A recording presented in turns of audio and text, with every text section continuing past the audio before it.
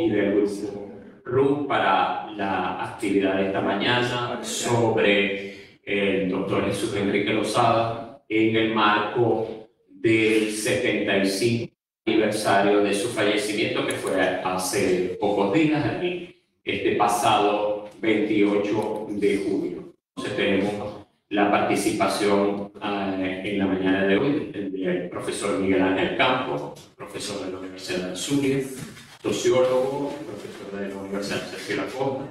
Le damos la más cordial bienvenida a todos los miembros del grupo que están acá presentes y a los que están conectados a través de la vía internet. Sin más preámbulos, entonces le damos la palabra a el profesor Pedro Romero. Bien, buenos días. Voy a hacer la presentación de Miguel y sentadito para estar enfrentado a los amigos que se han conectado de acuerdo. Miguel Ángel Campos Torres, Montalbán Trujillo de 1955.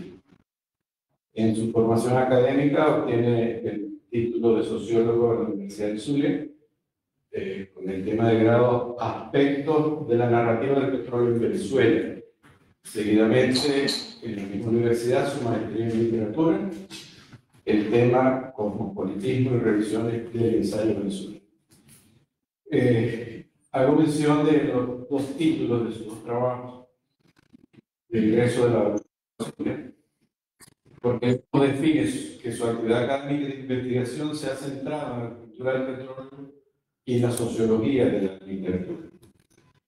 De hecho, en un escrito de Antonio López Ortega, para mí uno de los escritores importantes contemporáneos, Antonio describe acá sobre el hecho petrolero que no disponemos de una interpretación histórica, aún no la elaboramos.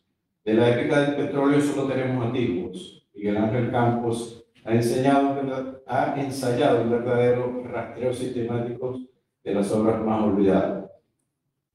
Justamente ayer que tuvimos una actividad en el tema de la clausura de una exposición cuyo tema central era el Barroso, Ana María Romero expuso ampliamente ese recorrido de Miguel, la revisión de en los ensayos y la novela personal.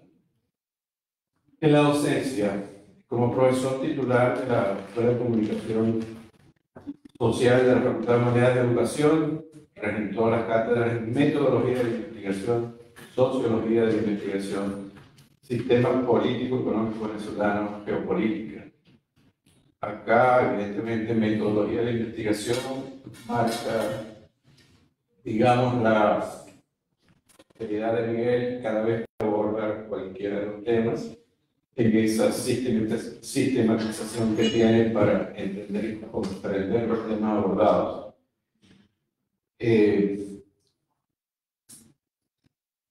En la misma facultad y universidad, pues ejerció también como profesor en la maestría de literatura venezolana, llegando a ser director del Instituto de Investigaciones Literarias de la Facultad de Humanidades de Educación. Igualmente, en la cátedra libre, importante participación en el tema de integración de personas con discapacidad. En otras universidades de la región, igual ejercicio docente como profesor de María Ferrara, y la Cecilia Costa, donde actúa principalmente asesorando los temas editoriales de dicha universidad y también asesorando las políticas originales de su rectorado. En reconocimiento, la Universidad de Cecilia Costa le confiere el doctorado honoris causa en 2017. Y en Venezuela ha sido profesor invitado de la maestría de literatura hispanoamericana de la Facultad de Humanidades de Educación de la Universidad Central de Venezuela, y la ULA igualmente le invita como profesor a la maestría de literatura latinoamericana de la Facultad de Humanidades de Educación de la Universidad de Los Ángeles. La Universidad de Salamanca le invita también, invitado a la cátedra Ramos Sucres, invitación recibida desde la Facultad de Filología de la Universidad de Salamanca, España. Y ha participado en distintos eventos vinculados a eventos sobre la discapacidad organizados por instituciones universitarias, del Gobierno Nacional y de la Organización Panamericana de la Salud.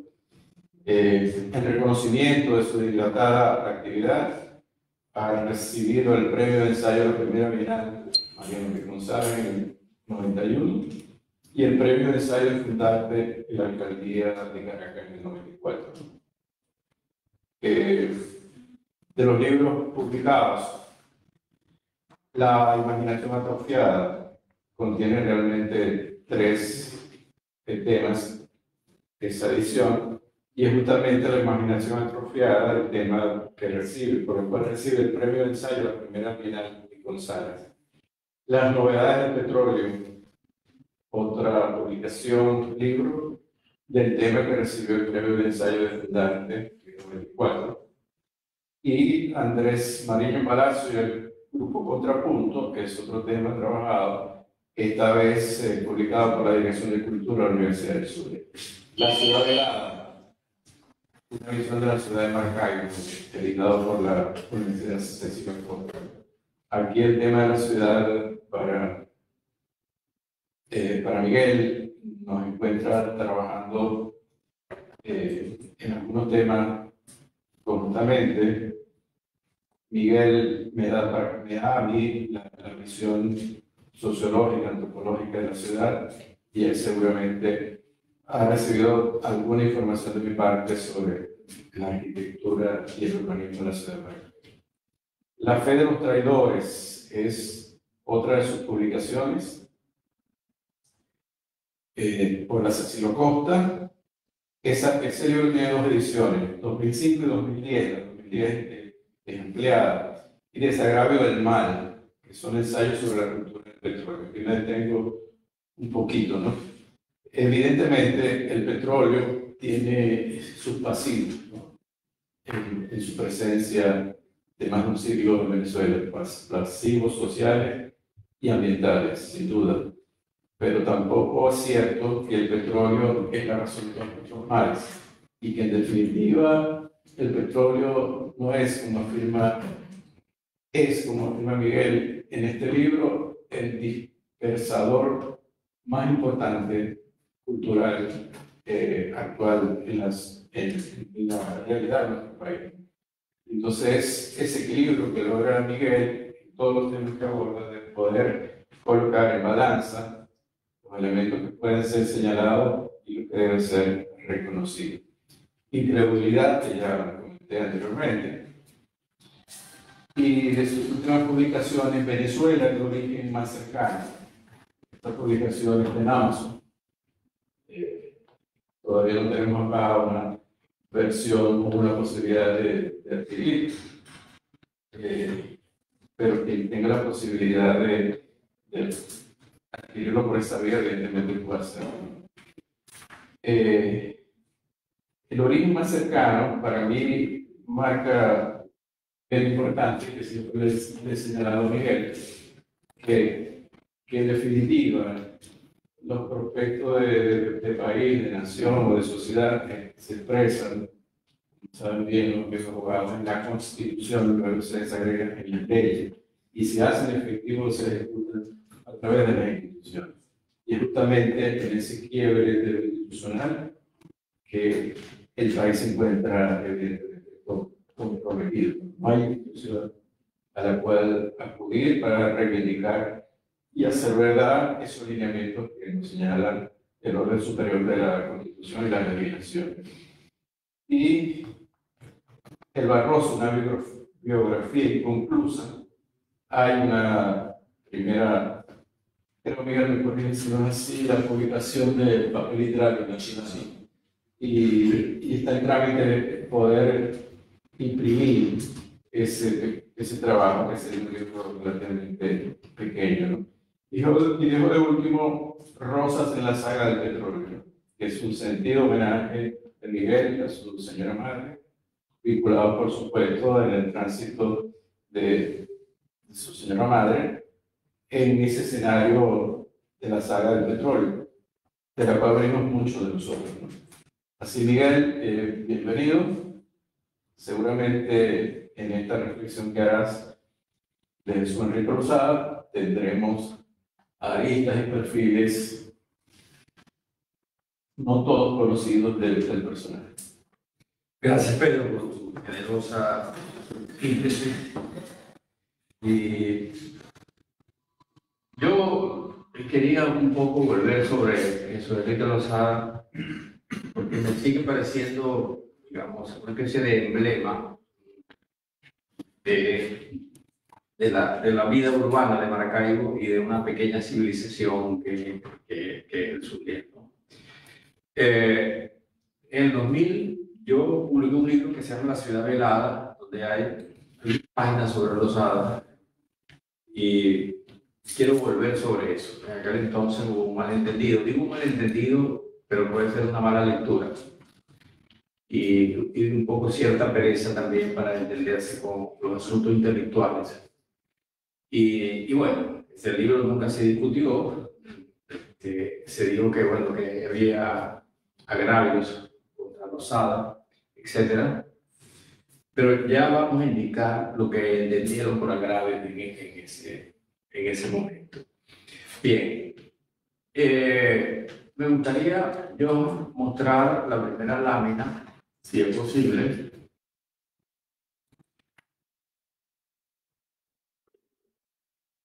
Porque la guía de conversación va a estar apoyada justamente por las imágenes. Bien.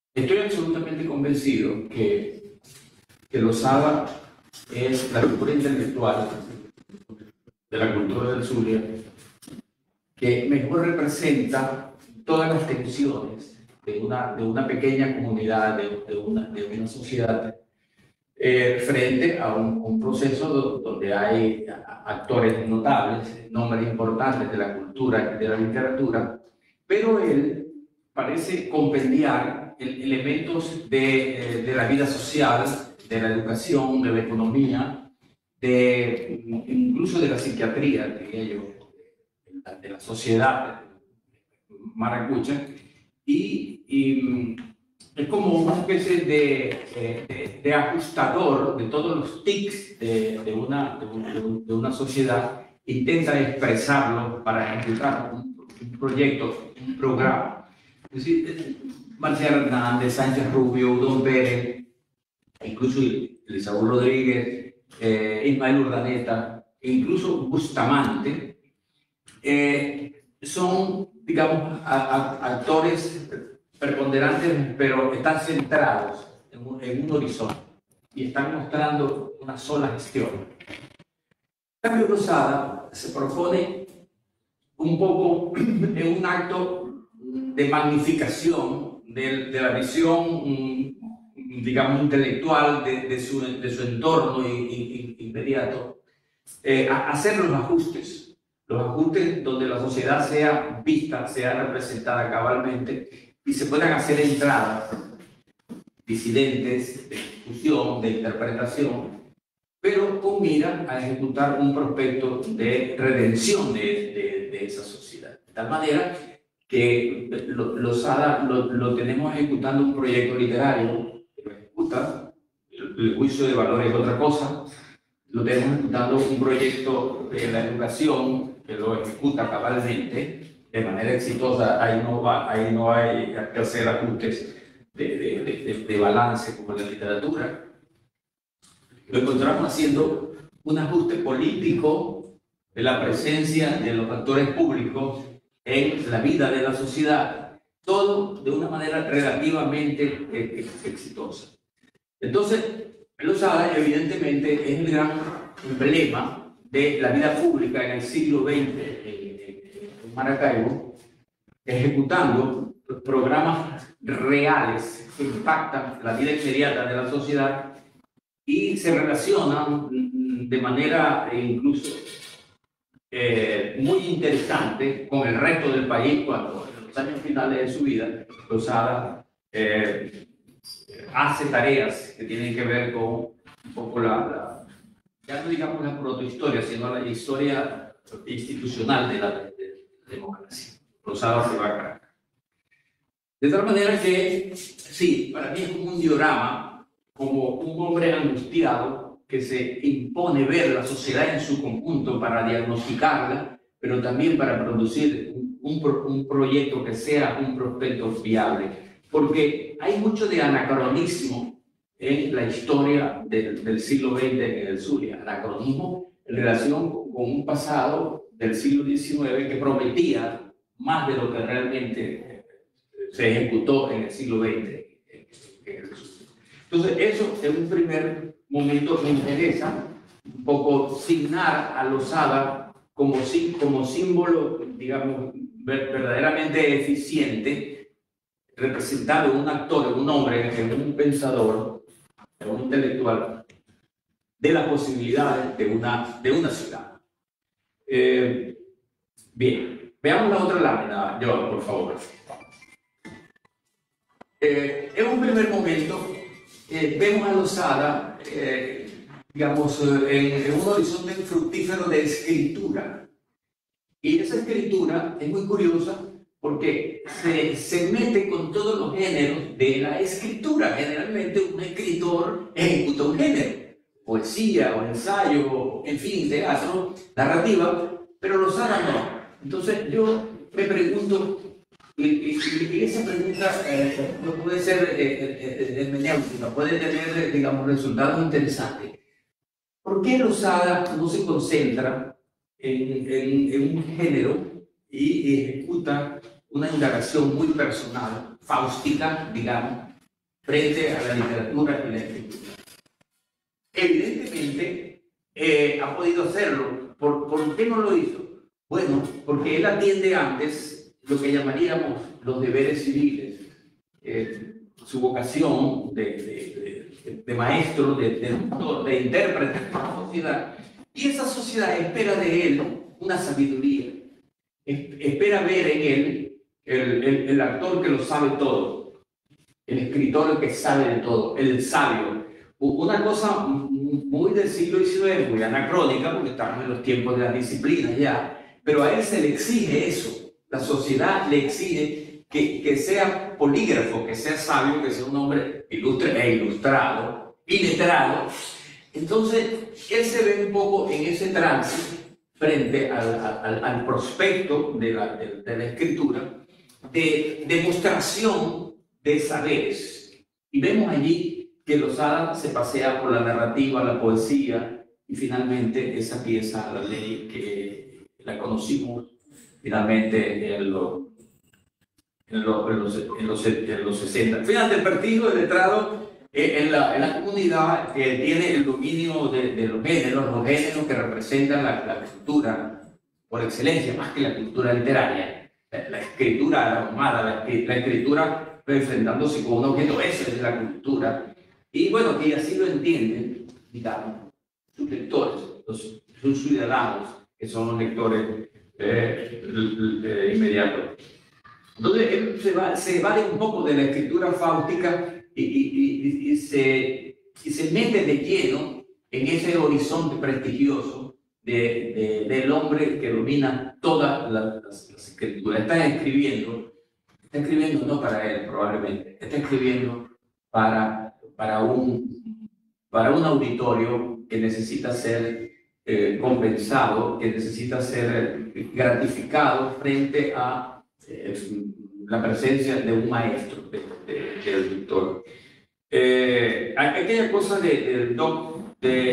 prefiero ser doctor y no doctor, que dijo Don Pérez, que parece que Don Pérez culminó en la vieja universidad el pensum de medicina, y creo que de hecho se negó a recibir el título, ¿no?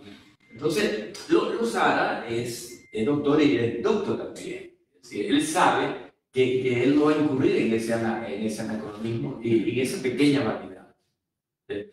Eso no es un cargo contra Don Pérez de ninguna manera. Es una valoración de la modernidad de los árabes, digamos. Entonces, el intelectual entre dos aguas, entre la vida civil y la vida íntima, la vida secreta, personal, la soledad, que se resuelve también en la escritura, él opta por la vida civil sin ninguna duda, porque es donde Losada tiene esplendor lo que hizo en la vida pública. Por eso duele un poco lo que ocurre después con Losada, que es execrado durante 10 años de la vida intelectual pública académica de Maracaibo, ¿no? Y ya hablaremos de eso, porque tengo las pruebas aquí. Sí, no es que estoy, digamos, inventando un agravio contra Losada de los periodistas, no, es otra cosa. Entonces, esa obsesión de enseñar, de salvar a una comunidad a través de los saberes, digamos, del conocimiento, es una obsesión clara en Losada. Eso lo llevará incluso cuando haga análisis concluyente, digo concluyente, no está escrito, pero es una impresión. Es decir, el extravío de la sociedad no está en la falta de luces ni en los vicios ancestrales, sino en la ausencia de orientación. Un poco es culpa a la sociedad. Aquella cosa que decía Luis Albori, que los que tienen más responsabilidad son los doctores, los que más saben. Losada reivindica esa frase, ¿no? Entonces, lo que serían las patologías, la idiosincrasia, vamos a ponerle comillas, de la sociedad, eso, él es culpa a eso, ¿no? Entonces, claro, pues pone sus búsquedas personales de escritor, de hombre culto, en aras de los acuerdos y enmiendas que necesita esa sociedad. Y él produce esos acuerdos y esas enmiendas. Esa idea, digamos que no es una idea porque sus discípulos nos han recordado que Losada salía de una clase cuando faltaba un profesor en el liceo oral y él daba la clase fuera de química, de mineralogía, de biología. Él preguntaba, ¿dónde van? Sí, parece que es cierto. Entonces, el profesor que sabe todo el peso y que puede dar cualquier materia, ¿no? Eso es anacrónico, efectivamente, pero desde el punto de vista moral, desde el punto de vista de la necesidad de enmienda a una sociedad, no es reprochable. Eso lo ejecuta la Losada. Entonces, se vuelca sobre los saberes y lo convierte el saber mismo en una especie de acto moral de redención. Ya sabemos que los solos saberes no redimen a una sociedad. Se necesita mea culpa, se necesita psicoanálisis, freudismo, se necesita voluntad política, se necesita sentido del bien y del mal para redimir una sociedad. Pero Losada cree en los saberes, en la educación, y no está mal que así sea. Bueno. Y ahí tenemos esas imágenes que son portadas de sus libros. Hay otros, como ese libro que está allí, el busto que se robaron del cementerio, está abajo, a la extrema derecha, abajo. Eso es el año 52, 50, no sé, 2 años de la muerte de Losada. Los amigos reúnen los manuscritos, hay muchos manuscritos de Losada perdidos, y publican ese opúsculo de poemas. La siguiente lámina, por favor. Ajá. Bien. Como se trata de una obra escrita también, sí, la tendencia es a situar a Losada en la ejecución del prospecto del maestro y el educador, y se olvida la obra, es decir, la obra real de un escritor, de un autor, un hombre que ejecuta unas visiones a partir de la escritura. Entonces, yo creo que es importante, es decir, en realidad la obra en general de Losada es una obra desgastada por el tiempo, evidentemente, porque lo real sociopolítico al otro día es anacrónico, y él está fundando su tarea a partir de lo real político de una sociedad, y combate su propia soledad. Es decir, la combate en el sentido de que sus demonios lo extinguen, digamos, en aras de la salvación de eso real que es la sociedad, pero es una obra, pues, de alguna manera, y esa obra está allí. Entonces, vamos a entendernos con la obra, hay que entenderse con la obra de Losada para no hacer demagogia. Para decir el maestro perfecto, el hombre de la universidad, el hombre que abrió muchas instituciones, no, escribe una obra literaria, entonces vamos a revisar esa obra literaria, cuáles son los valores actuales de esa obra literaria. El libro, La máquina de la felicidad, es redescubierto en los 70 y entra a las antologías. Y creo que lo más interesante de la obra de Losada, ahí tenemos un congreso que se hizo en los 90, el de la izquierda es Rafito Molina, la derecha es Laura Tillano, desde una de las primeras valoraciones de La máquina de la felicidad, un libro de cuentos publicado en el año 38, donde Losada se empareja con los escritores de la literatura fantástica en Venezuela en la fase de origen de esa literatura. Detrás está Julio Garmendia, ya lo sabemos. Hay otros autores, el propio Ramón Sucre ha sido un poco filiado como autor de la literatura fantástica, pero Losada está allí y tenemos que entendernos con eso. Volví a leer La máquina de la felicidad y es un libro interesante. Interesante porque, sencillamente, porque Losada elige sus objetos. Los objetos son, es decir, la ciencia, los saberes ancestrales, pero también los parasaberes, lo que sería la tradición paralela, el ocultismo, el misticismo, la psiquiatría, la metempsicosis. Losada era espiritista, ¿no? Entonces, ese libro elige ese elemento, que es un elemento que lo deriva a lo fantástico, y ejecuta su libro, y ese libro resiste hoy una lectura, como dicen ahí Rafito Molina y Laura Tillano. Pero en cambio, el prospecto general de la academia y de la universidad no hizo el trabajo adecuado. Pudiéramos ampliar la derecha, el aviso ese de la derecha. No, ya. Ok, bueno, ese aviso, yo creo que yo lo tengo por aquí. Ese aviso es, bueno, en los 100 años de Losada, la Universidad de Zulia hace un congreso para estudiar la obra de Losada. Y entonces, bueno, eso que llaman ese estudio no pasa del aviso en el periódico y hacen una lista verdaderamente errónea, errática, de la misma obra de Losada. Entonces, considerando tal, acuerda, reeditar y distribuir la obra de Jesús Enrique Losada, estamos hablando de los 22 centenarios de Losada. En especial su discurso ante el Congreso Nacional, su producción periodística, su sentencia, fíjense, convierten la obra literaria de Losada en una especie de expresión de discurso público. Están viendo el maestro. Empiezan haciendo esa enumeración. Tienen que empezar por enumerar la obra publicada, editada de Losada. Su sentencia de dictámenes como jurista. Losada no es un abogado. Losada es un héroe civil, es un escritor, es un autor, es un pensador.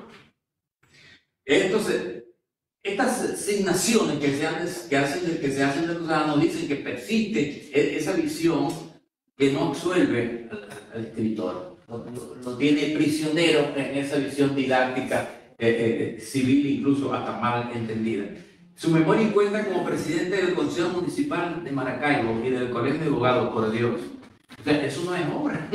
Eso no es obra literaria, esos son los papeles de un funcionario, de un colaborador. Bueno, ese es el acuerdo de la Universidad de Zulia en relación con la obra de Losada. Se firma un contrato en el 58 entre el rector Borges Sánchez y su primo Eduardo Matías Losada, porque él es el albacea y el heredero testamentario de toda la obra de Pierre Losada, Matías Losada. Y sí, el contrato es para reeditar la obra de Losada conocida, sus 6 o 7 libros, y editar los manuscritos que no se conocen de la obra de Losada. Ya Lozada de alguna manera cumple más que a medias con la tarea y logra editar La máquina de la felicidad, una bonita edición impresa en Buenos Aires. Torre de Babel, inédito, se publica en Buenos Aires o en Barcelona, creo. Magníficas ediciones. Y finalmente la Universidad de Zulia edita, edita la ley. Y lecciones de filosofía. Tarea, responsabilidad de Matías Lozada, y hace un trabajo. Luego, en el centenario de Lozada, la universidad comete esta barbarie, esta infamia. Hace una especie de compilación de la obra de Lozada, que no se sabe si es. Ellos dicen que es una selección, no tienen ni la menor idea de lo que es una selección. 7 tomos. Esta es la presentación de la obra del rector magnífico que Lozada que hace en la universidad en el 92. Ni siquiera contrataron un curador, una editorial, una imprenta. Entonces tenemos este agravio insufrible. Bien, entonces la valoración de esa obra a mí me parece importante, porque es la obra del pensador, del intelectual, y a partir de esa obra es que lo vamos a conocer. Hoy no podemos conocer a Lozada a través de la cosa pintoresca de la relación con los alumnos, con los profesores, pero es lo que tiende la sociedad a valorar, ¿no? Es decir, el carácter superficial de un actor preponderante, pero ese actor escribió, hizo una obra importante. Entonces, es tarea nuestra ver dónde están esos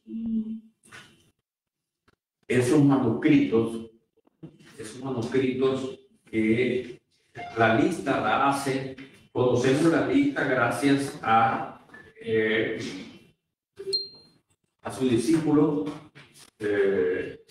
José Antonio Borja Sánchez, que enumera los libros, los manuscritos que él vio, no que le dijeron, que él vio que Lozada dejó preparados, listos para leer. Era un hombre ordenado, era un hombre disciplinado. Es decir, al menos utilizó su soledad para la tarea de ordenar y concentrarse en su obra. A ver, ¿dónde está? Son 4 títulos de los que no tenemos hoy la menor noticia. O sea, hasta ahora están perdidos, están desaparecidos, y se salva de la poesía, se salva los poemas que publicaron en 2 años después de su muerte de allí. Yo tengo un ejemplar de esto. Aquí está. El crimen de la inocencia la tiene Urnaga o lo de ahí. Ahí está. Esto se salva, ¿no? Pero la lista, ¿dónde está la lista? Por Dios. Ajá, la lista es, se llama Taracea, un libro que se llama Taracea, una selección de ensayo, no la conocemos. Hay un libro sobre la conciencia del hombre, así se llama. Hay un libro sobre constitucionalismo, lo dejó preparado, y 60 poemas, de los que aquí hay, no sé, unos pocos, unos 10 poemas. Eso está desaparecido. Es decir, ¿dónde está eso? Eso es una labor de arqueología bibliográfica documental que nosotros tenemos que ejecutar para volver sobre la obra de Lozada, y ahí debe haber cosas muy, muy interesantes. La siguiente lámina, por favor. Ok. Aquí nos conseguimos, digamos, con lo que podría ser una arista. Es decir, la relación de Lozada con su madre. Lozada es un hijo expósito, no tiene padre, es decir, está al margen de la sociedad tutora. Es hijo, como se sabe ya, y esto se dice sin ningún apremio, de un sacerdote que era un gran orador, dicen, José Tomás Urdaneta, que por cierto tuvo otros hijos. Entonces, el edipismo de Losada, que parece un tema manido, se lo ha despachado de manera muy, pero muy alegre. Evidentemente, es una relación, digamos, saturada de tensiones, pero de tensiones creadoras. El niño al amparo de la madre, que lo ampara del desamparo que ella misma vivió y se vuelca sobre el niño. Y de ahí generalmente pudiera ocurrir una relación edípica inducida o no inducida, pero evidentemente el edipismo de Losada es una fuerza constructora. Hay dos testimonios, el de Matías Losada y el de la hija de Matías Losada, Nora, que era hijada de Losada, Nora Matías Celis. Está más adelante lo que digo. Sí, exactamente. Dicen por un lado dice Cristina Celis, dice Nora, era muy absorbente con él, la madre, pero le dio un inmenso amor que él supo recompensar.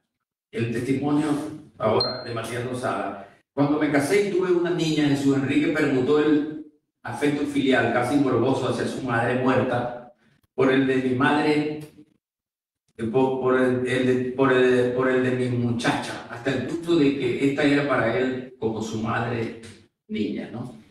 Entonces, ¿qué tenemos? Bueno, tenemos la relación de Losada con su madre y él, cuando la madre muere, él un poco prolonga ese sentimiento, ese sentido de reconocer a la madre en su hijada, en la hija de Matías Losada. E incluso se la llevaba a Caracas siendo niña y parece que la llevaban a las sesiones del Congreso, ¿no? Entonces, ¿qué debemos ver allí? ¿Una relación perturbada? No, en absoluto. Simplemente la necesidad del hombre de ver una continuidad en la niña de la madre, mostrarle a la madre a través de la niña, esa es una especulación mía, la sociedad redimida, la sociedad de las instituciones, la sociedad de la democracia, la sociedad donde ya no hay hombres que tiran la parada, donde no hay amenazas del caos, sino que hay un orden que está naciendo. Entonces la lleva al Congreso para que la niña vea aquello. Entonces, sí, efectivamente, es una fuerza constructora y ordenadora del propio sentido de agonía y de caos que pudiera haber en el Losada, que viene de una niñez dura, una niñez incluso de riesgo. Losada salía a vender a la calle las cosas que hacía la mamá. Hacía dulces, hacía soles de Maracaibo, y eso salía a venderlo. ¿Qué época era eso cuando hablaba de la niñez? Ya vamos a la época. Entonces,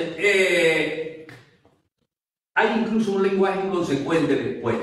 Se habla del hijo sacrílego, habla su discípulo Delgado Caldo, y lo cita Eloy Párraga Villamarín. Digo que es un lenguaje inconsecuente porque lo que hace no es explorar la identidad real de esa fuerza edípica, sino adjetivar de manera un poco fácil y alegre. Entonces, la ciudad acosadora sigue allí, ¿no?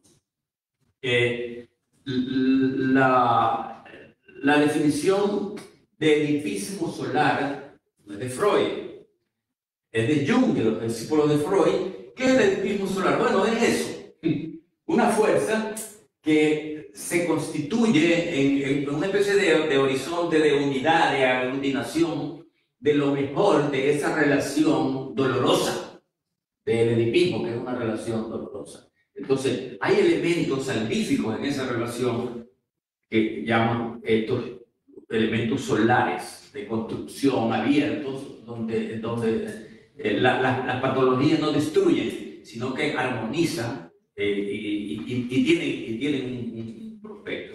Entonces, sí, la ley ejecutada disuelve las culpas. La ley es la educación, la ley es rescatar a la sociedad de sus propias tendencias tanáticas, autodestructivas, como dice Vallenilla Lanz. Entonces, un poco de eso hay en Losada, el Losada edípico, ¿no? Tocó ese niño abandonado sin más encarar, niño abandonado, no dicen más, no van al fondo, ¿no? ¿De dónde viene ese niño abandonado? En la ley sabemos de dónde viene ese niño abandonado. Ya vamos a llegar ahí a la ley. Entonces, el precio de salvarse del resentimiento, del resentimiento contra la sociedad y contra el padre abandonador y predador, es la soledad. No puede ir sino a la soledad. Se salva del resentimiento, pero no se salva de la soledad. Pero la soledad no es mala. Con la soledad se construye también, ¿no? Es decir, el individuo que no es gregario, el individuo que reivindica la autonomía, eso es la soledad. Pero es un precio. Losada de ninguna manera es un resentido social. Y resentimiento social, como lo estamos entendiendo hoy en Venezuela, ¿no? Entonces, la madre no es vengada, sino restaurada, rehabilitada en el acto supremo de redención civil que ejecuta Losada, a través de los saberes y a través de la necesidad de afirmar el horizonte de la sociedad que necesita ser el espacio de desarrollo del saber, del conocimiento, donde la educación se prolonga como un instrumento fértil, y la justicia, pues, la justicia de los grupos en conflictos. Entonces, en el discurso de recepción del premio Nobel, Albert Camus dice: entre mi madre y la verdad, elijo a mi madre. Yo me pregunto, Losada hubiera elegido, ese Losada que tratamos de ordenar aquí, hubiera elegido a la madre, hubiera elegido la verdad, porque él construye la verdad, él salvaguarda la verdad.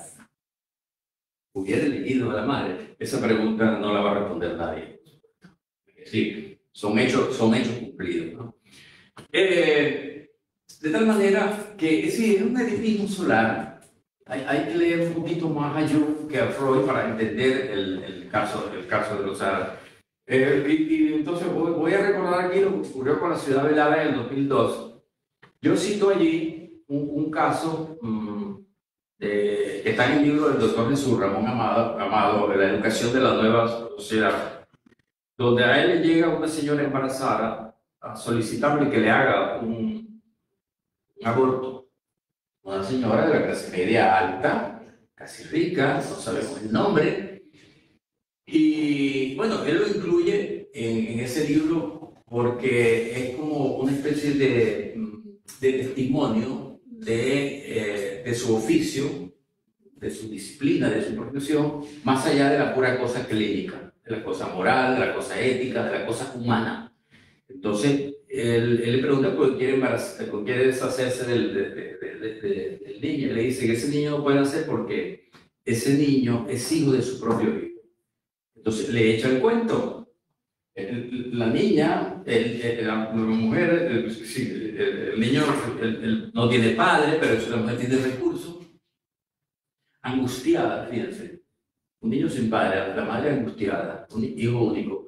Lo educan, sobreprotegen, tiene lo mejor ese niño. Entonces, cuando el niño empieza a tener ya necesidades hormonales, ella lo satisface, pero no es un acto programático consciente. Ella duerme con su hijo desde niño, termina embarazada del propio hijo.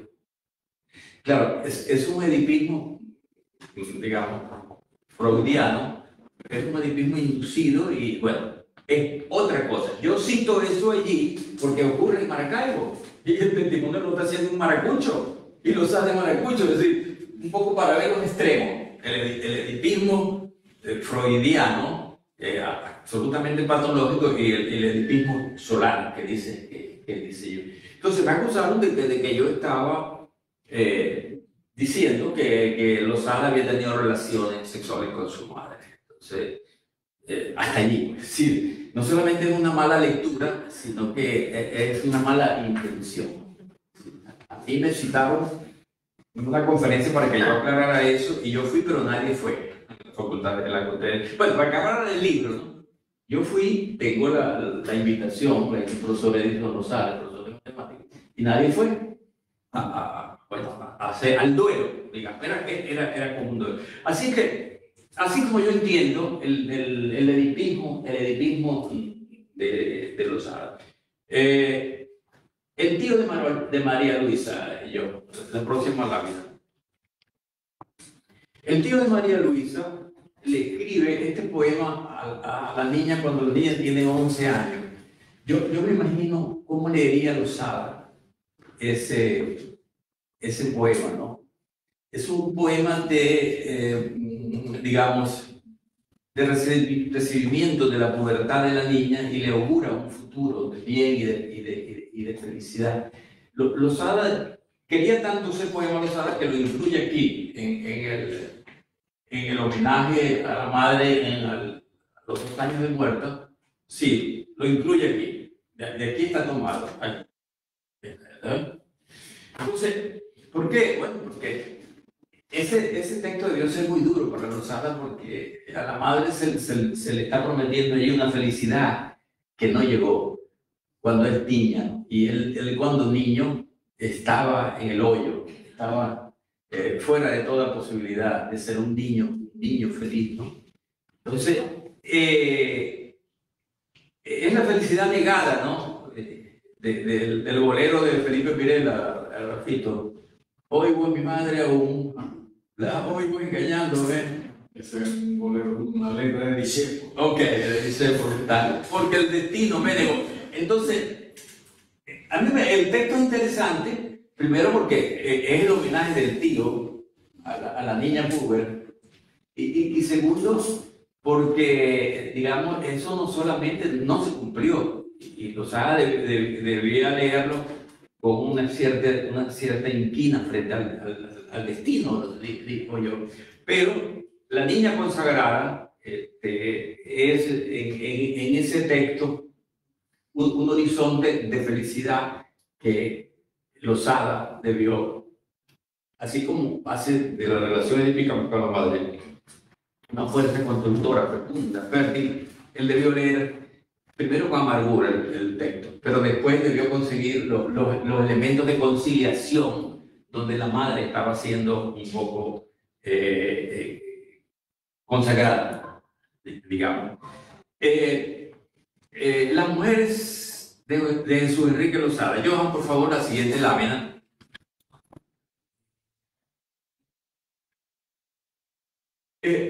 La relación con las mujeres, bueno, parece obvia, digamos, resaltarla, primero por el vínculo con la madre, que ya está un poco explicado, pero en relación con las mujeres de la vida social, las mujeres de la completación del hombre, hay que tampoco revisarla, porque se ha dicho, bueno, que era misógino.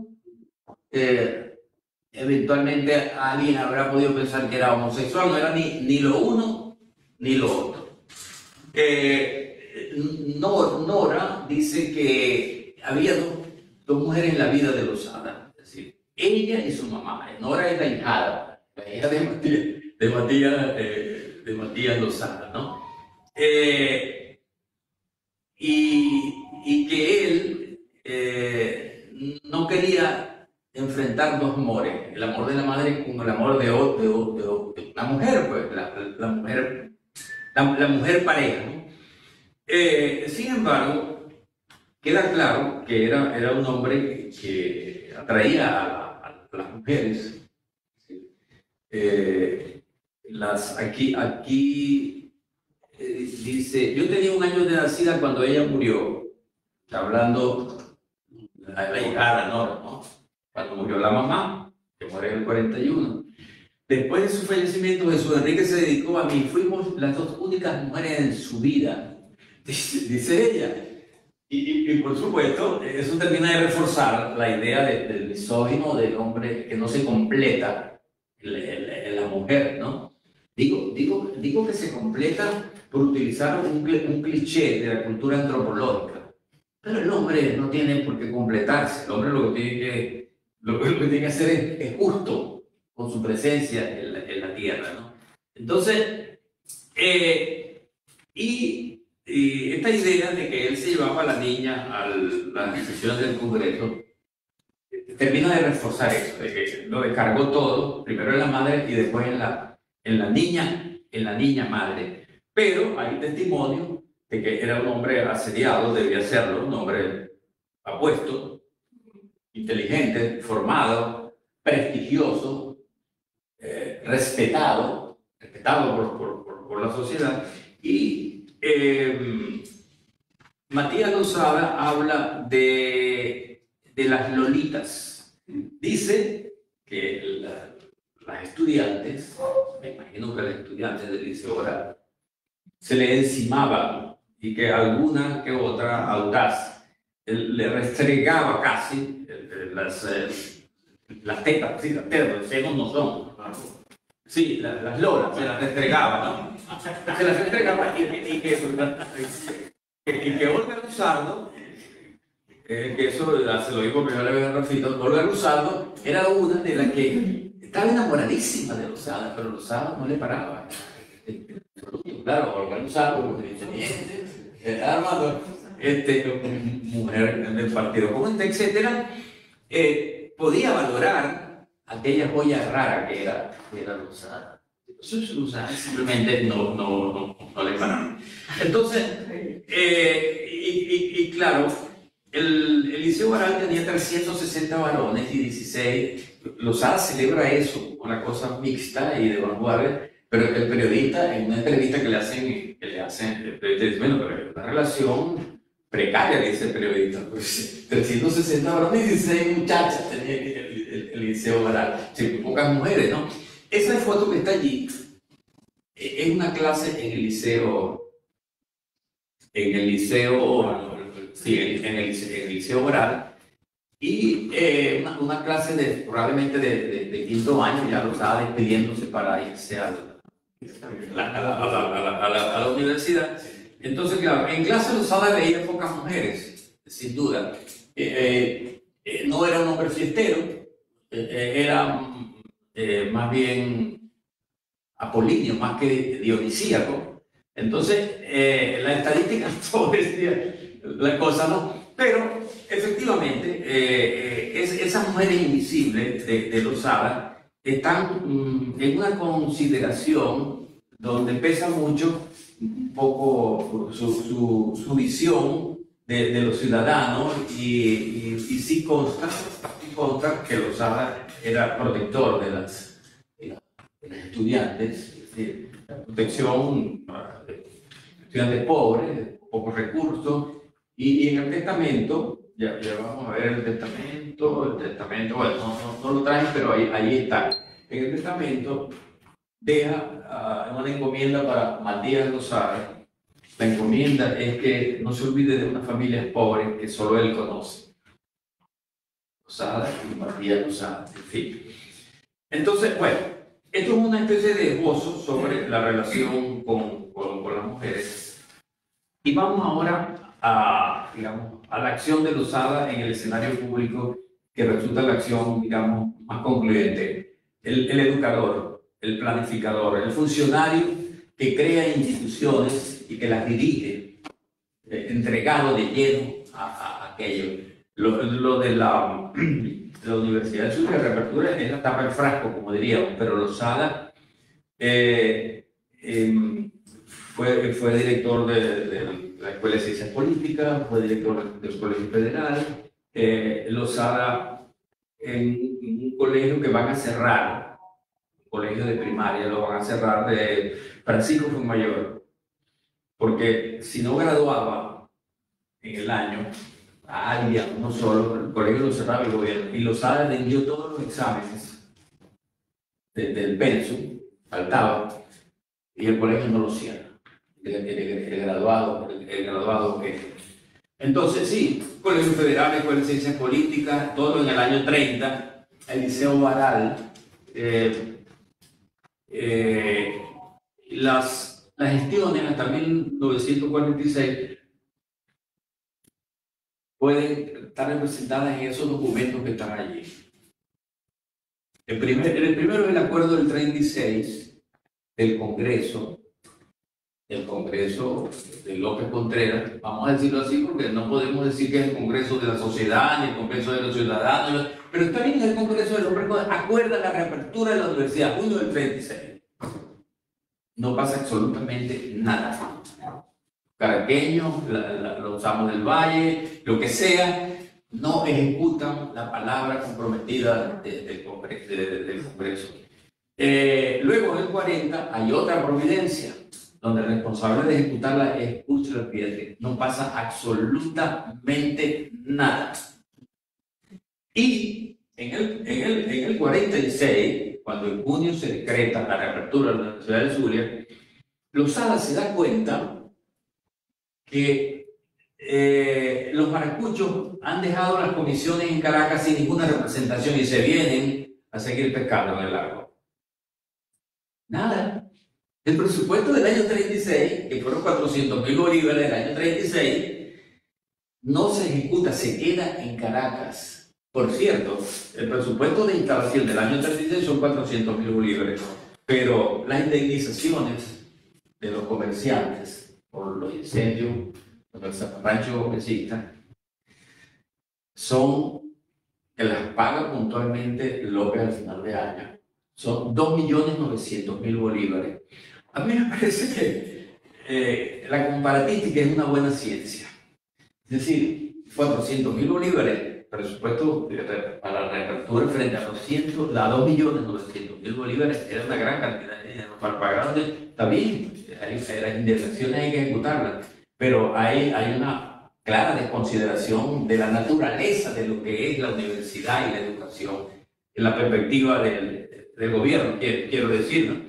Entonces, Lozada, cuando es presidente del Consejo Municipal, decreta, crea y construye 3 colegios que todavía existen en Maracaibo.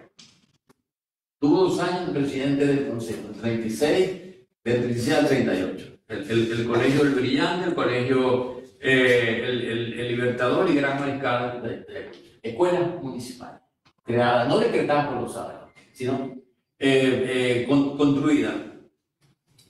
Pero si Lozada se da cuenta que hay que irse a Caracas y él se suma, se queda diciendo yo me quedo aquí en la comisión de Caracas, que en esa comisión están los doctores Suárez Flamerich, el otro es Pepe Santiago Vera Izquierdo Y eso es Enrique Lozada. y eso es Enrique Lozada.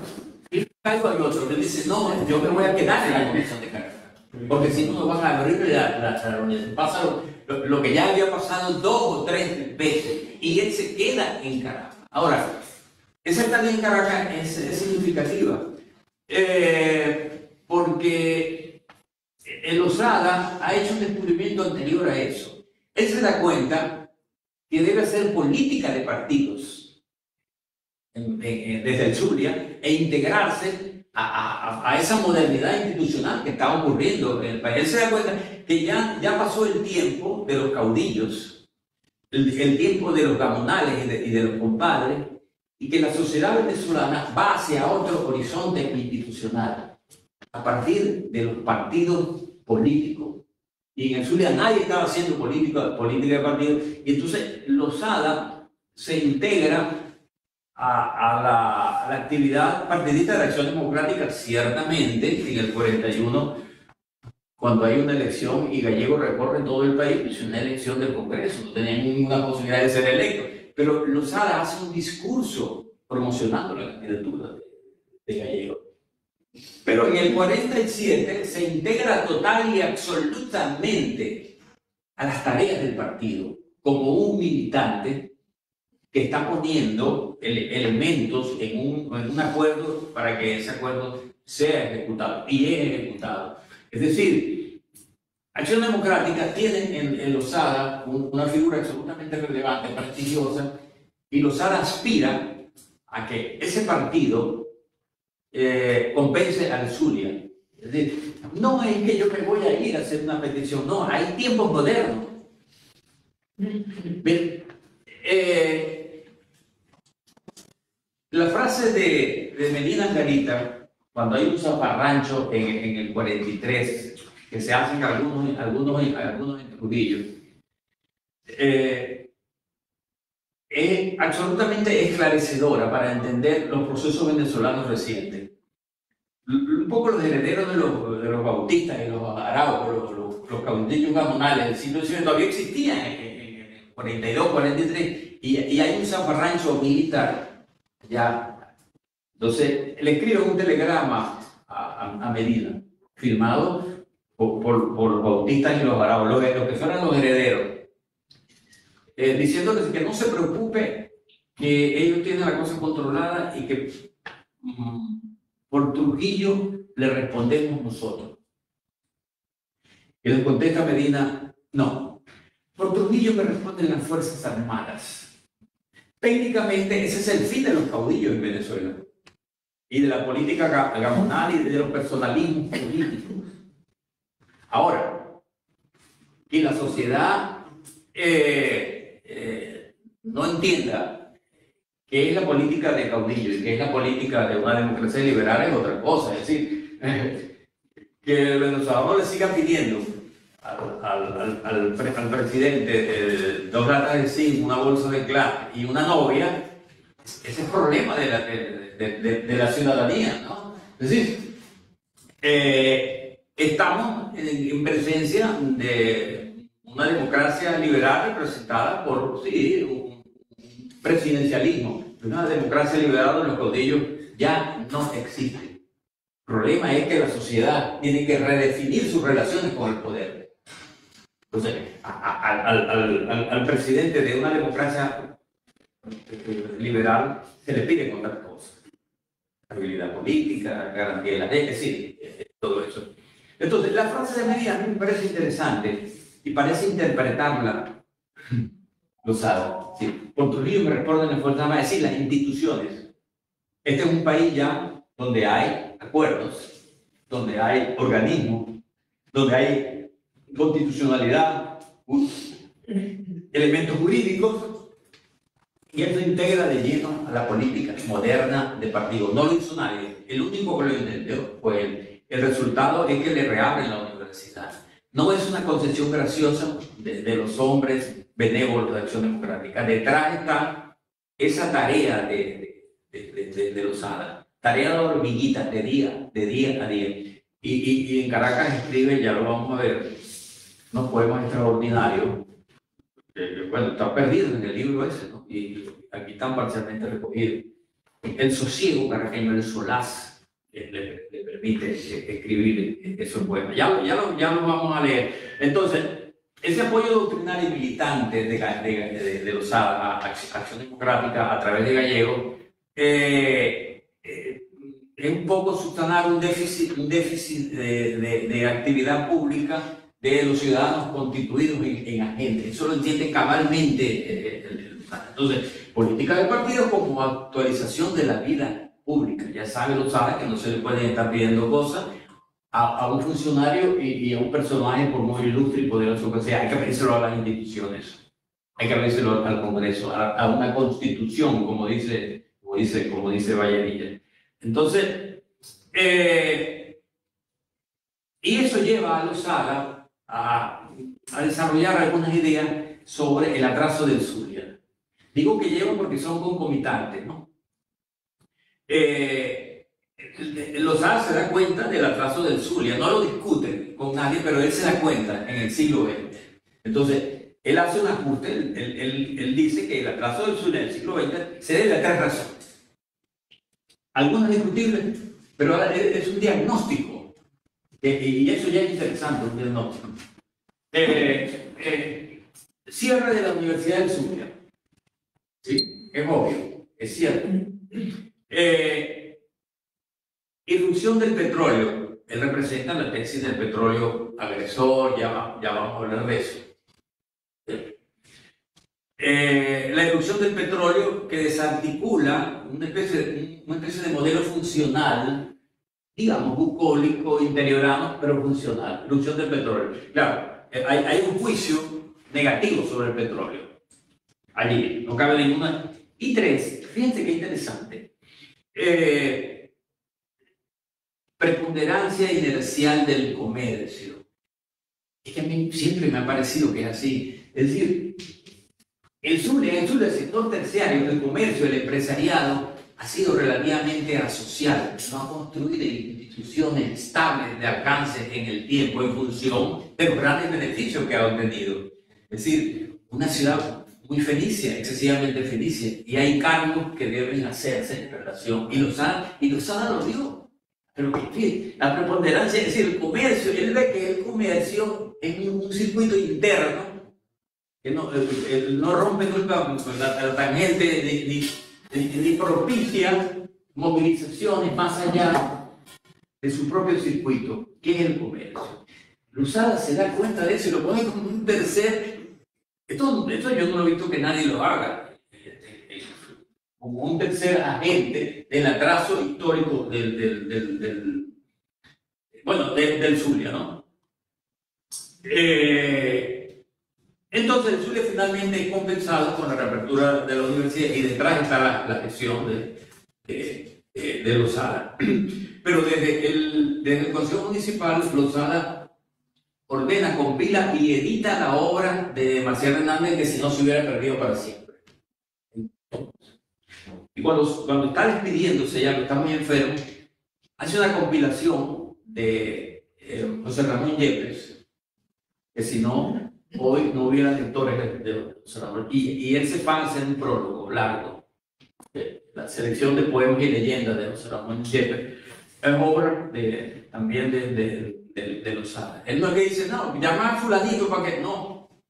Él se asume como el hombre ilustrado y letrado, y sabe que esa es una tarea que debe ejecutar. Bueno, también él compra por la universidad un microscopio electrónico, Jorge, que no se sabe dónde está, pero hay 2 testimonios que él compró el microscopio electrónico para la Facultad de Medicina de la Universidad de Zulia. De tal manera que sí, esos documentos, Lozada, que se da cuenta que no basta la creación de comisiones, sino que hay que ir a supervisar las cosas, frente a los 3 decretos que nadie cumple, ¿no? O sea, ok. Esto es muy interesante. Esa foto yo no la conocía, la conseguimos con Beatriz Borges, Pedro y yo. Lozada en la campaña, eso debe ser como febrero del 47, la campaña de Gallego, ¿no?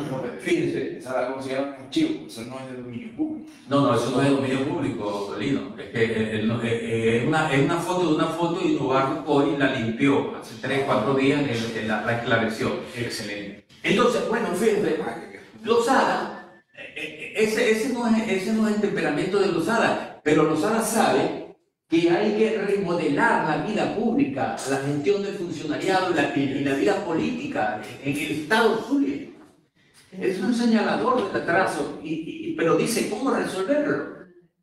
Lozada integrado allí a un discurso, tenemos los discursos por fortuna, el de Lozada lo tenemos, y el de Gallego también lo tenemos porque está en un libro que se publicó hace como 30 años, de todos los discursos de Gallego. Está el discurso del Zulia. Entonces, y ahí está la fotografía. Entonces, política de partido, sí. ¿Por qué tenerle apoyo? No, los partidos modernos que se están fundando para sustentar el modelo democrático, sea el que sea. Lozada cree en eso. De tal manera que la dinámica del pensamiento de Losada iba más allá del hombre que está sentado en un escritorio meditando todo el día. No, está intentando comprender la sociedad y ejecutando un proyecto para esa sociedad. Bueno, ya es de dominio público porque Beatriz me dijo que la podíamos usar, así que se puede difundir, ¿no? Perdón, ese discurso quizás.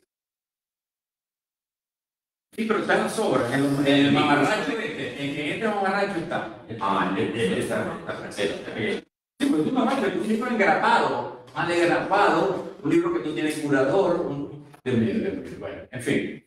No, porque la parte de Losada y Gallego tiene los personajes ahí de. Bueno, se identifica a Matías Losada, que es ese que está a la izquierda de Gallego, pero no. Es esa. Si tuviéramos aquí a Enrique Romero, que es un fisionomista agudo, nos diría este fulano, sultano y mengano. No, ese no debe ser.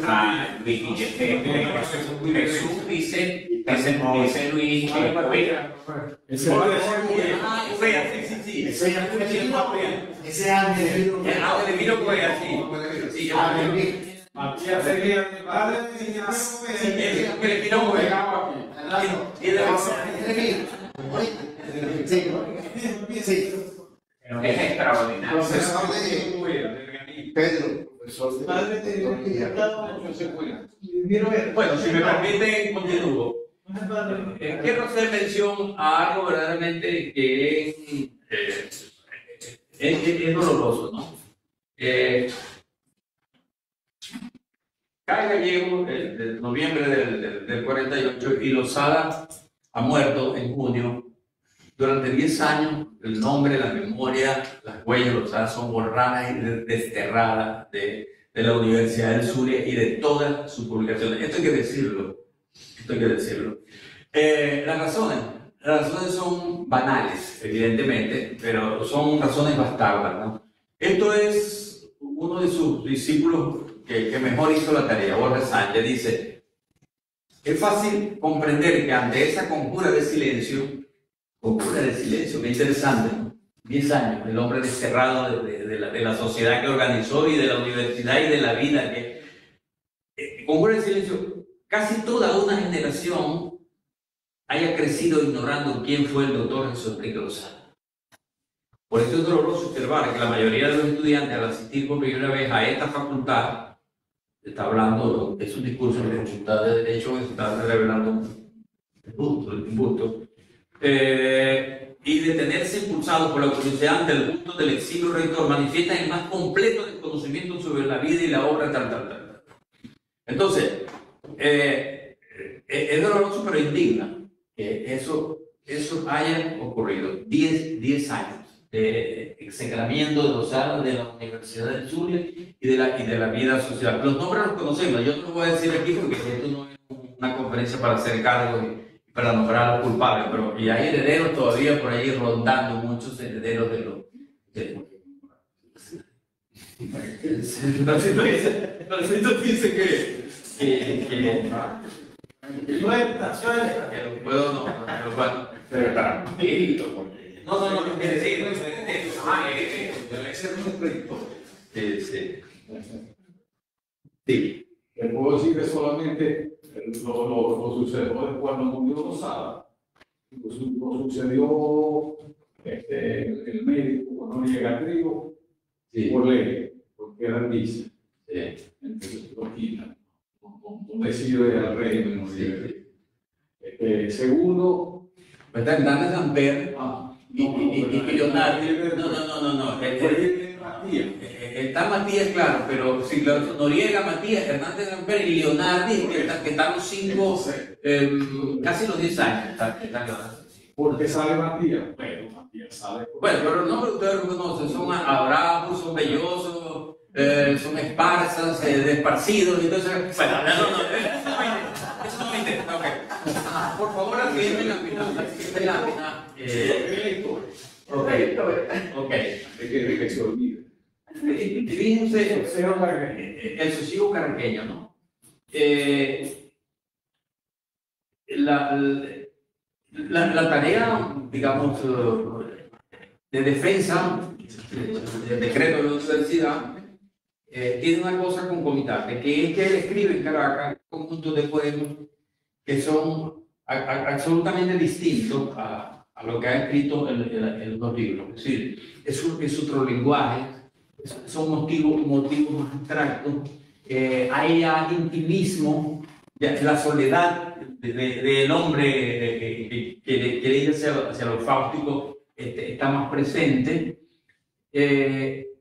Hay dos poemas dedicados a Caracas, pero fíjense un alma está en el barro agazapada, dormida en la apariencia de la greda. La despierta en abril con su musleda y el rumor de la lluvia alborozada. Eso es interesante, un soneto, ¿no? En fin, y va a ver si ahí están los poemas dedicados a Caracas. No, déjame ver si evocación. Ok. Si trepan a Ávila, el bosque de los caobos, él, a mí me imagino, salía a recorrer del hotel, se iba a ver Caracas y hace esos problemas extraordinarios. Él le dedica un poema en el 27 a Caracas, que es un poema de postal, así, de cortesía, que no tiene nada que ver con esos dos extraordinarios poemas que están allí, ¿no? Sí, se llama Saludo a Caracas, un poema de 1827 parnasiano, de pura cortesía, y en el 47 y 48 escribe esos poemas maravillosos. Bueno, ahí los tienen, no los voy a decir, solamente quise hacer la valoración del antes y después, porque Lozada en Caracas respira, de verdad, tiene tiempo para repasar su vida, me imagino, y hace esos magníficos poemas, ¿no? Bueno, los enemigos que aparecerán después le censuran y lo acusan que abandona sus tareas docentes aquí para estar en Caracas.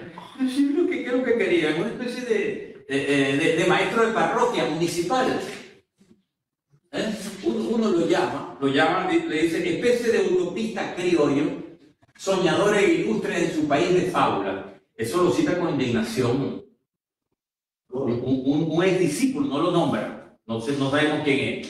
Entonces, le hacen cargos sobre el alejamiento de Maracaibo. Dice que se va a divertir. ¿Que se va a divertir? No, va a trabajar por Maracaibo y por la ciudad. Entonces, lo que quieren es, la envidia no soporta que el hombre ya es una figura nacional y que está haciendo cosas no solo por Maracaibo, sino por el país. Es decir, hoy quieren un provinciano que se eche café con ellos en las 15 letras. No, él rompe un poco con esa traducción del parroquiano pintoresco del Maracaibo oral, y por cierto, es muy poco oral, no solamente por el nombre circunspecto, retraído, sino que en la escritura hay muy poca oralidad, casi ninguna. Rafael puede hablar bastante de eso. Sí. Entonces, representante del Congreso, miembro de la Constituyente del 47 y sustanciador de la Constitución del 47 y preside el Consejo Nacional Electoral, nada más y nada menos. O sea, y ya estaba enfermo, seguramente. Entonces, bueno, le hacen cargo sobre eso a Lozada. El testamento, por favor, llamado. Ese testamento me lo regaló, creo que fue Jorge Gobea, hace muchos años. Nuestro amigo Jorge Gobea Algobado, él se lo tropezó en un registro, en una notaría, no sé. El testamento es interesantísimo, porque es una especie de inventario de decepciones. Lozada va a hacer un viaje a Europa, hace su testamento y deja todo resuelto, pero habla de lo que ya no es. Un cierto sentido de nostalgia y hay tristeza en el propio texto, ¿no? Dejan todos sus bienes a Eduardo Matías Lozada, ¿no? Y dice una cosa muy curiosa: no hay parientes colaterales legítimos. Después aparece el hijo de Lozada, ¿no? La única persona que nos tendió la mano y nos consoló en nuestros días negros de miseria completa, Eduardo Matías Lozada. lleno de gratitud, ¿no? Alción, que hoy carece de nombre, es decir, el yate que estaba en la Atlántida ya no tiene nombre, ha perdido el nombre. Entonces, el testamento es una lista de lo que ya no es, de lo que se fue, de lo desgastado, ¿no? Y hay cosas curiosas como eso, como esta. El cambio de nomenclatura de la casa que ocurre en esos días en Maracaibo, la casa era 156 y ahora se llama 148, ¿no? Pero lo curioso es que son las dos cifras de la edad y el año de la muerte de Losada. Es decir, muere en 48 y tiene 56 años. Y ha habido un cambio. Es decir, el cambio para que haya ese ajuste, digamos, para los que les gusta la numerología. Y hay más cosas en relación con la numerología en el testamento. La mamá se muere el 8 de septiembre, el día de la fundación de Maracaibo. ¿En qué sector vivía? Eso es los antiguos por abajo, la Atlántida, se llamaba la casa. Y la otra cosa es que él dice que si él muere antes, el panteón no se llame Losada, sino Matías Celis, que borre el nombre suyo del panteón. Está allí, yo no sé si eso es pero está es una exigencia. Así como pide reposar para siempre al lado de su madre, la exigencia es que si él muere antes y murió antes, borren su nombre y se llame Matías Celis, es decir, los dos apellidos de la familia del primo, ¿no? Ya dije lo de ayudar a una familia que solo él conoce, ya lo sabe, reparte minuciosamente. Insiste permanentemente en la muerte, se va a ir a Europa a pagar los 36.000 bolívares, lo único que no le deja a él son los 36.000 bolívares que es para costearse el viaje a Europa. Y habla de la muerte como 4 o 5 veces a lo largo del si yo muera, en caso de que si yo he de morir y está, este hombre, ¿esto es un testamento legal no viene o es una especie de crónica del pesimismo, ¿no? Ok. Y aquí tenemos a Losada y el petróleo.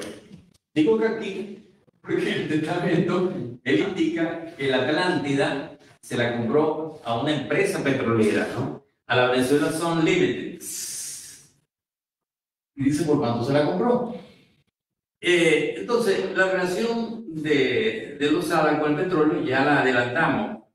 Es la irrupción perturbadora en una geografía y un paisaje urbano más o menos estable, solaz, de los ruidos del petróleo, los nuevos estilos, las profesiones, el caos. Es un primer balance que hay allí en Losada, y en esa entrevista que le hace el corresponsal extranjero, él habla en el año 38, habla de los malos salarios, que se necesita justicia distributiva, es decir, el Zulia no estaba recibiendo lo que debía recibir, eso está muy bien, es uno de los primeros que lo indica, ¿ves? Entonces habla de malos salarios y los vicios venidos con la novedad. Entonces insiste, hay que refinar aquí. Interesante, las compañías tienen que refinar, y lo que dice no lo está diciendo ni Egaña ni de Torre, pero lo dice Losada. La exigencia, que es una exigencia importante, que después se convirtió en caballito de batalla de la política petrolera, había que refinar aquí. Y está como exigencia de la ley del 43. Pero por esta entrevista le hacen. Un reportero argentino en el 38 le hace una entrevista para un periódico que circula en todo el continente. Está en las obras completas. Y esto de la justicia distributiva, y a lo largo del testamento, de la ley, Losada insiste cuando yo no esté, es su palabra favorita. Cuando habla de la hija, cuando yo no esté,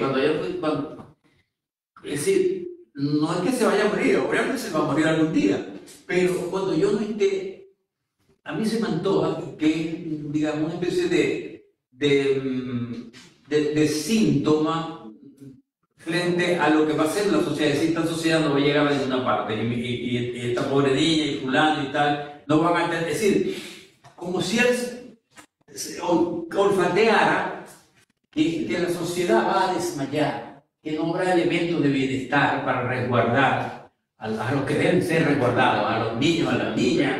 Es decir, él que está trabajando por eso, pero presiente y dice, muchas veces dice, y cuando yo no esté, es decir, no es que se va a morir, sino que cuando yo no esté, esto será un desastre, no sé, no habrá llegado a donde debería llegar, es decir, poca fe en el entorno precario que él está tratando de transformar.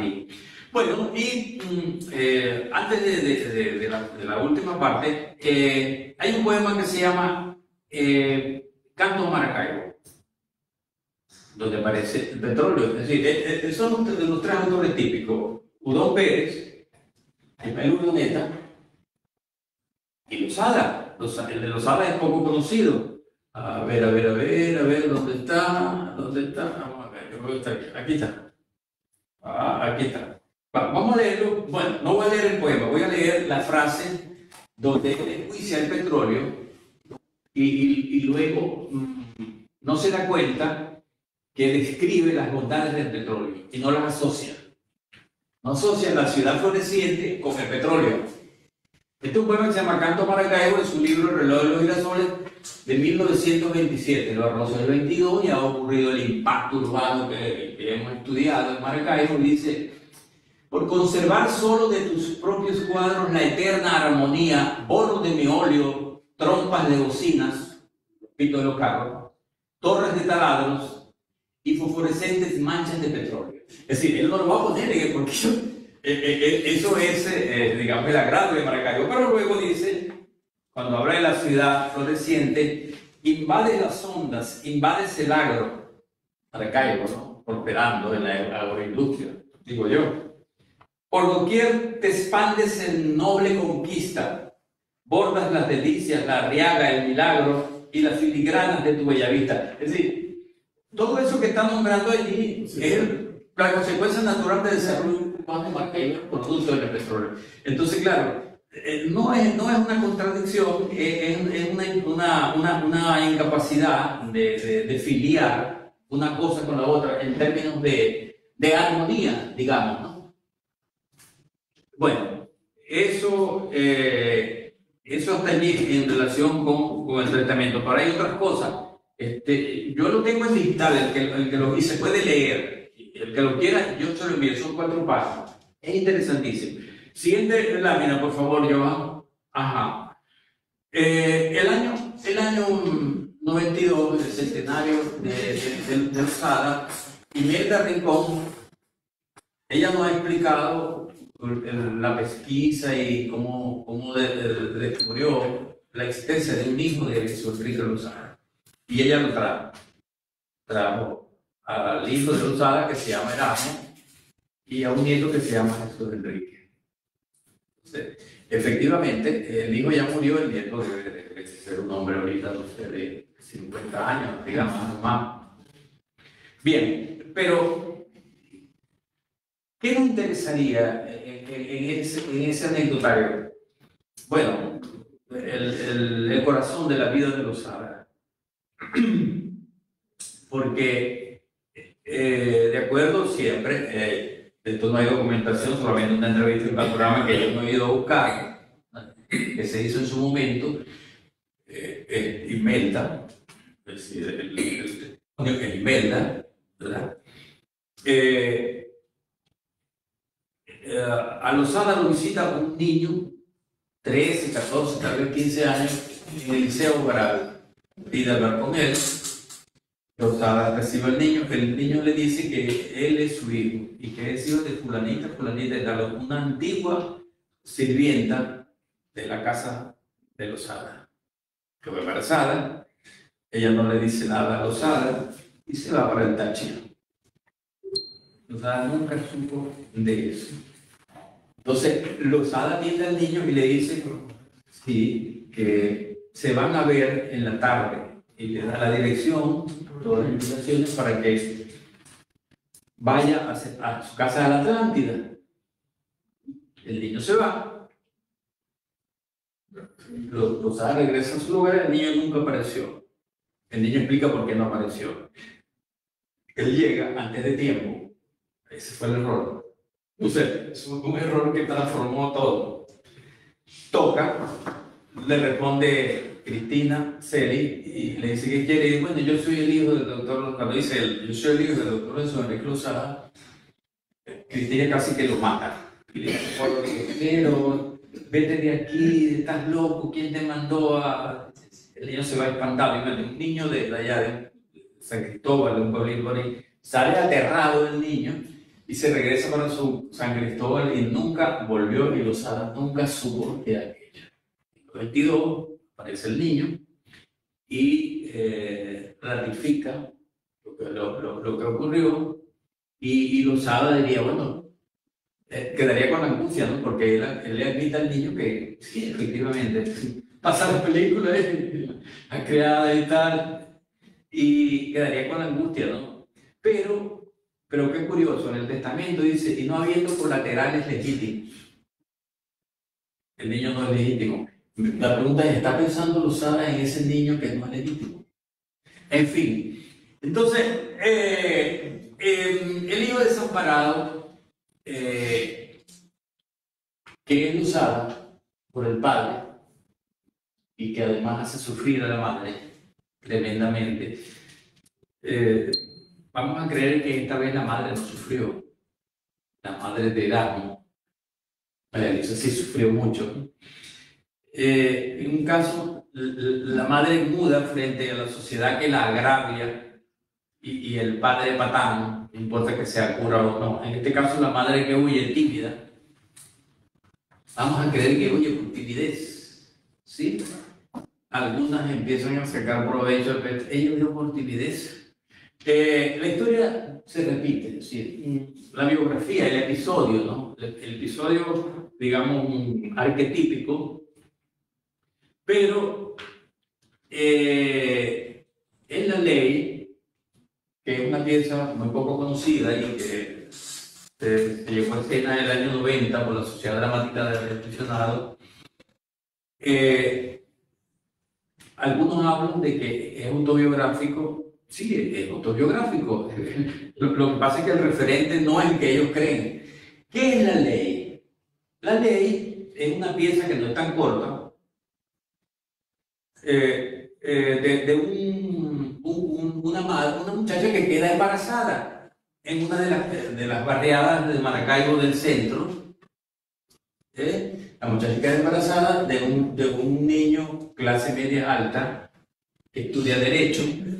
Los padres se horrorizan cuando tienen relaciones con una muchacha del perraje, que consiguen las cartas, lo presionan, él tampoco se interesa mucho, la muchacha queda embarazada, él se graduó de abogado, llega a ser juez.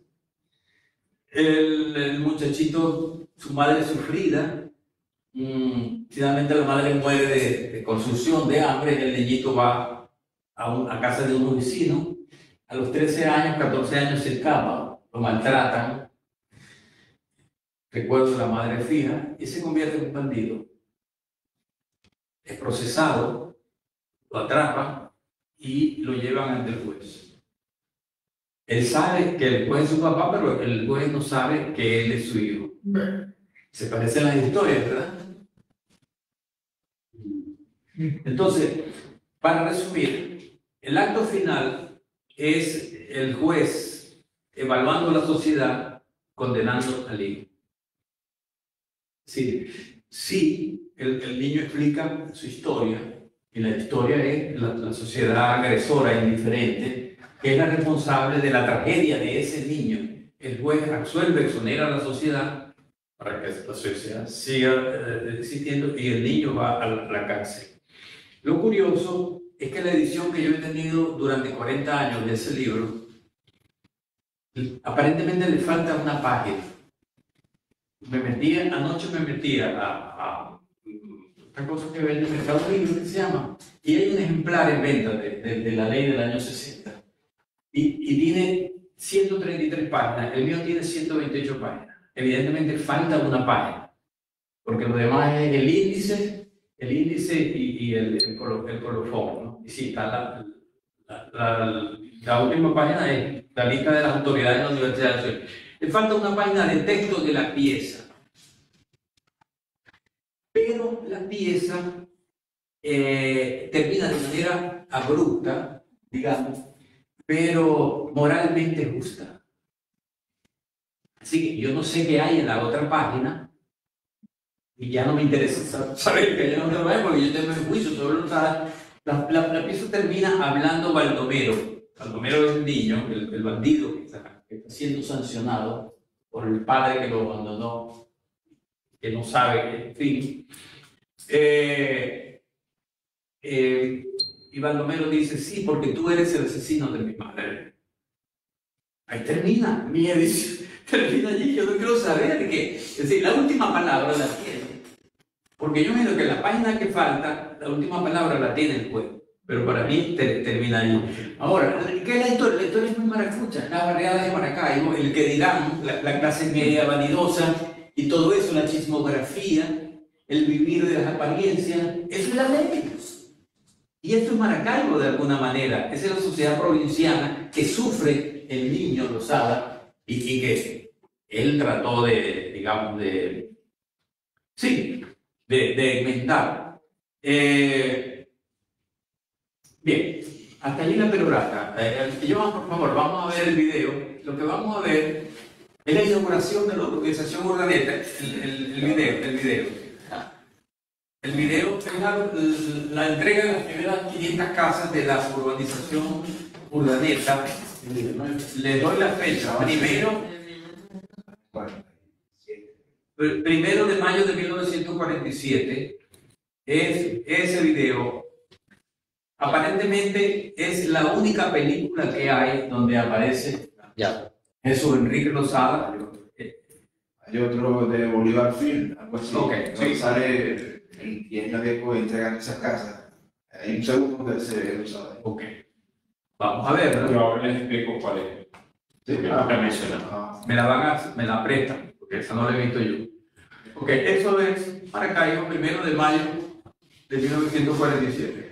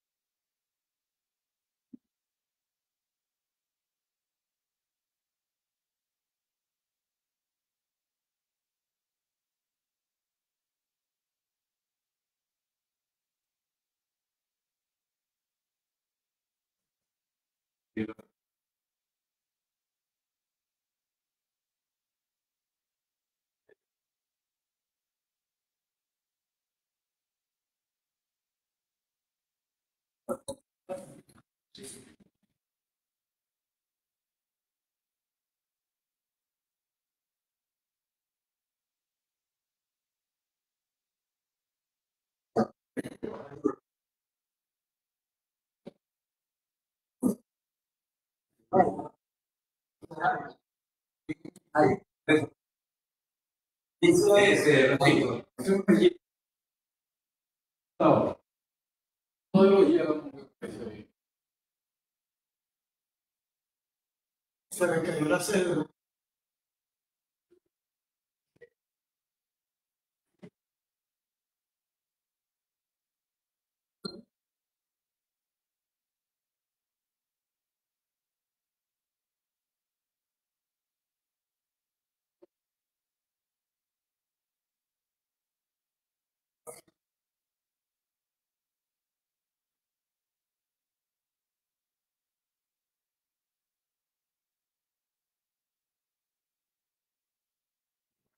Bien, Lozada. Ahora vamos a ver la fotografía. Yo la congelé. La última imagen De la yo, para que lo veamos, la que pusiste ahorita, antes de que pusiera esa. Bueno, ahí lo tiene, ahí lo tiene.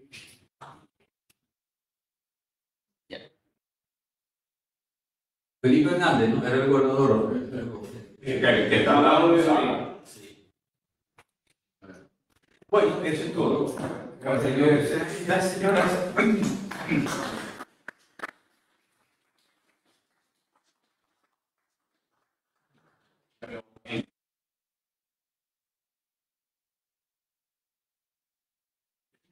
El documental sobre Eleazar López Contreras. Allí él recibe el Lozada, Jesús Enrique Lozada, le está mostrando, hay una imagen excelente, que le está mostrando, creo que parte de las instalaciones, no sé si de Isobarado, le está mostrando unas instalaciones a López Contreras, o sea, unas imágenes.